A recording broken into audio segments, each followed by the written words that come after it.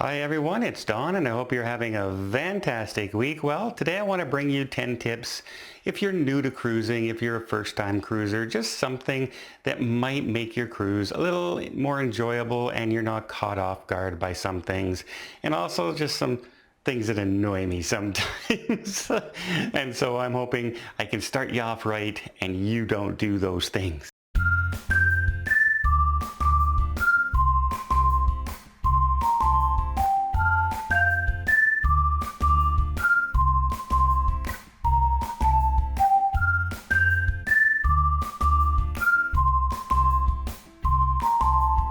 So the first thing is, let me talk about the one thing that really annoys me and not to do on your first cruise. That is, don't stand in front of the elevator. Don't block the elevator and then rush in when the doors open. There are other people trying to get off the elevator and they can't do that while you're standing there.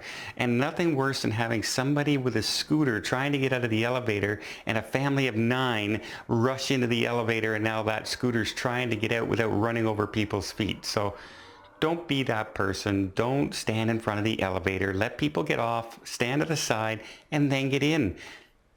There's no rush. You're on a cruise. Just enjoy yourself. Number 2, while I hope you have a really great cruise and everything enjoyable, nothing can be worse than having that rush at the end of your cruise when you're trying to get off the ship and get to the airport because you booked too early of a flight. Don't book any flights before noon. It just makes yourself so much more stressed to try and get out of the ship. And if there's a delay for any reason at the port, customs is late opening up and you can't get out and you can't find a cab or whatever the reason is, you're just going to stress yourself. No use having the most relaxing, enjoyable cruise ever, only to go home and all stressed out because you just booked too early of a flight. So book your home return flights after 12. Number 3, let's make sure you stay healthy while you're on the ship. One of the biggest things is the norovirus, and one of the only ways to help protect yourself against the norovirus is to wash your hands.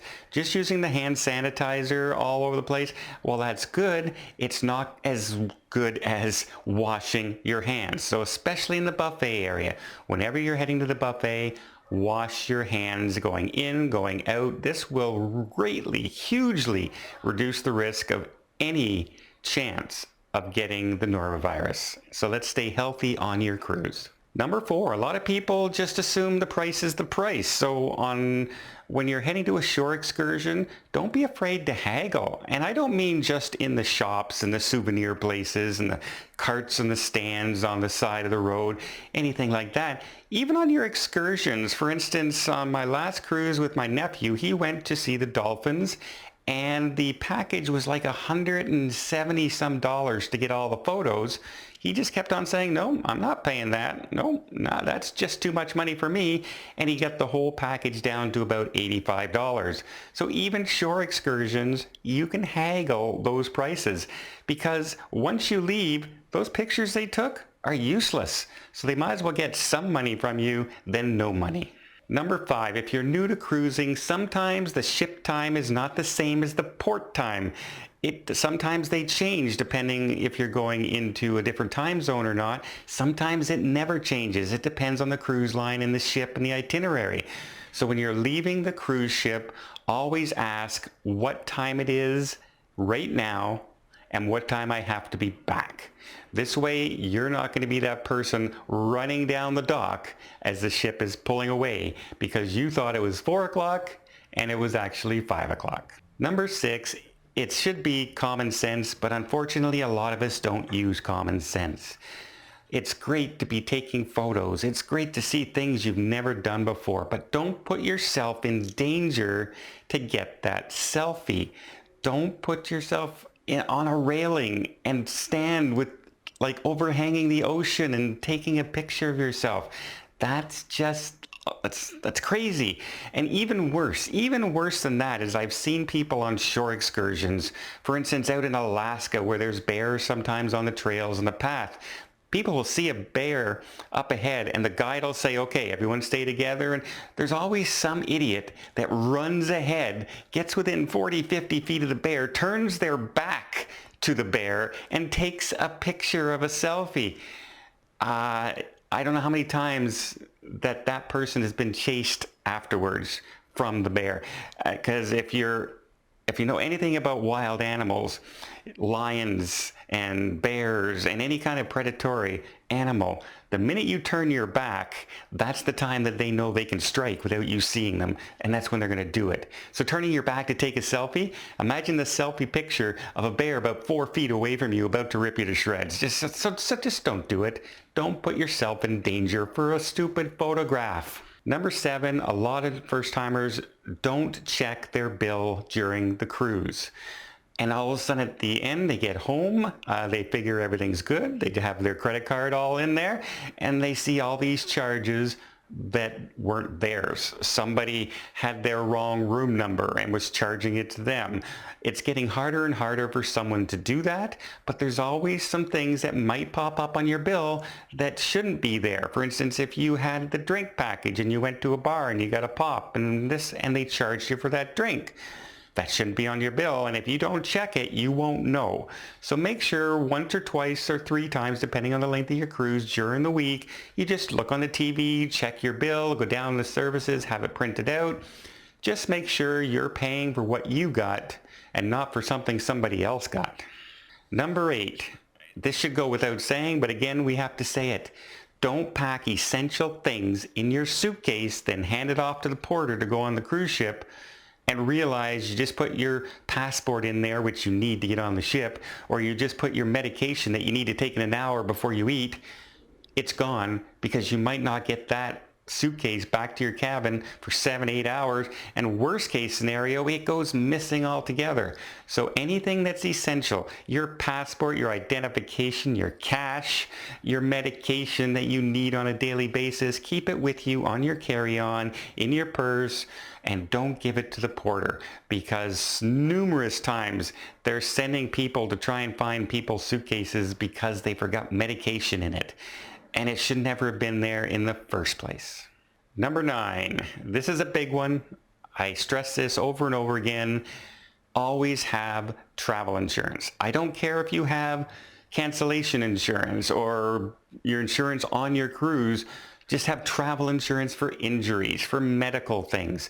So anything happens when you're out of the country, it's enormously expensive. There are documented cases of people having bills over $100,000 who didn't have medical insurance. That can bankrupt you. You could lose your house over stuff like that. You don't want, like for the cost of insurance, I just booked an Alaskan cruise. My entire insurance is $300. I'd rather pay $300 now than $9,000 if something ever happens. It just kind of makes common sense. Don't go anywhere without your travel insurance safety net, because you just never know. You just never know. And finally, number 10, don't let the little things bug you. If one little thing happens on your cruise, and an otherwise great cruise, don't stress and harp on that one thing the rest of your cruise so it ruins it. If you have to wait in line to get on the cruise an hour, 2 hours longer than you were expecting, don't let it ruin the rest of your cruise experience. Even if everything goes off perfect, I know people who just say, oh, embarkation was horrible and the rest of the cruise was horrible, and it wasn't. It was just getting on the ship. Another case, if you remember, I did a little video a little while about the MSC Seaside where a couple got into an elevator on the second day of the cruise. The very first next morning, less than 24 hours, and they were complaining how it was the worst cruise ever. They were thinking on getting off the ship. They were contacting their travel agency. They were going to complain to the cruise line. And I thought, oh my God, their cabin must be ruined. Everything must be gone. And apparently they got on the ship late at 4 o'clock. They had dinner reservations at 5, and they were angry that their suitcases hadn't arrived yet so they could change into their dinner clothes. They were on the ship an hour. They were late getting to the ship. And I thought, oh, there must be more to the story. Nope, that was it. That was the entire thing. Now you just know if they're still talking about that the next day, the next morning, that is what they're talking about the rest of the cruise. Their cruise is ruined. They're not going to have a fun time. They're just going to be moping the entire thing. I know that's extreme, but that actually happened. So don't sweat the little things. Just something happens. Oh, well, don't worry about it. You have to live with it. You can't change it. Just have fun and get on to your next adventure. Well, there you go. There's 10 things for first-time cruisers and even some of us experienced cruisers. Just don't travel without travel insurance. Don't sweat the little things, and don't block that elevator, and wash your hands. Little things like that. It can make your cruise so much more enjoyable, and it can ruin your cruise if you don't. So I hope you liked this video. If you did, please give it a thumbs up. You want to see more tips, more tricks, more travel vlogs from around the world? Hit that subscribe button. Till next time, have yourself a safe and a great vacation.